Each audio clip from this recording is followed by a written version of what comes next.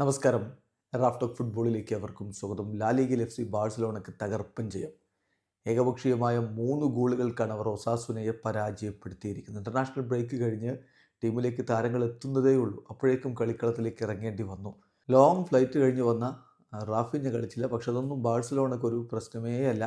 ഇത്തരം മത്സരങ്ങൾ ജയിക്കാൻ റാഫിഞ്ഞയുടെ ആവശ്യമില്ല എന്ന് കാണിക്കുന്ന തരത്തിലുള്ള പ്രകടനമാണ് ബാഴ്സ പുറത്തെടുത്തിരിക്കുന്നത്. ബാഴ്സയ്ക്ക് വേണ്ടി ടോറസും ഡാനി ഓൽമോയും റോബർട്ട് ലെവൻഡോസ്കിയുമാണ് ഗോളുകൾ കണ്ടെത്തിയിരിക്കുന്നത്. മത്സരത്തിൽ FC ബാഴ്സലോണയുടെ മുന്നേറ്റങ്ങൾ നയിച്ചുകൊണ്ട് ആദ്യ 11-ൽ Ferran Torres, Gavi, Lamine Yamal എന്നിവരൊക്കെയാണ് മുന്നേറ്റത്തിൽ ഉണ്ടായിരുന്നത്.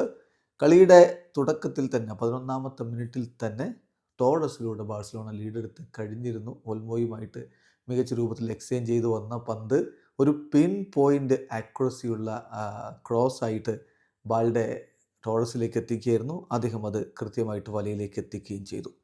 പിന്നീട് 21ാമത്തെ മിനിറ്റിൽ ഡാനി ഓൽമോയാണ് പെനാൽറ്റിയിലൂടെ അവരുടെ ലീഡ് വർദ്ധിപ്പിക്കുന്നത്. അത് വളരെ ഇൻട്രസ്റ്റിംഗ് ആയിരുന്നു. കാരണം ഓൽമോയുടെ ആദ്യ പെനാൽറ്റി ഗോളായില്ല, പക്ഷേ അദ്ദേഹത്തിന് പെനാൽറ്റി സേവ് ചെയ്തു. പക്ഷേ ഒസാസുനയുടെ നിരവധി താരങ്ങൾ പെനാൽറ്റി ഏരിയയിലേക്ക് എൻക്രോച്ച് ചെയ്തു എന്ന് പറഞ്ഞുകൊണ്ട് പെനാൽറ്റി റീടേക്ക് ചെയ്തു.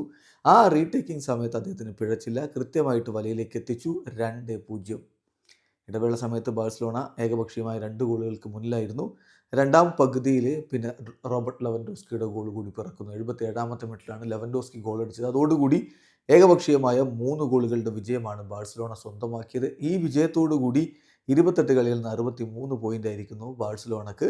റയൽ മാഡ്രിഡിന് 28 കളികളിൽ നിന്ന് 60 പോയിൻ്റേ ഉള്ളൂ. അവർ 2ാം സ്ഥാനത്തും.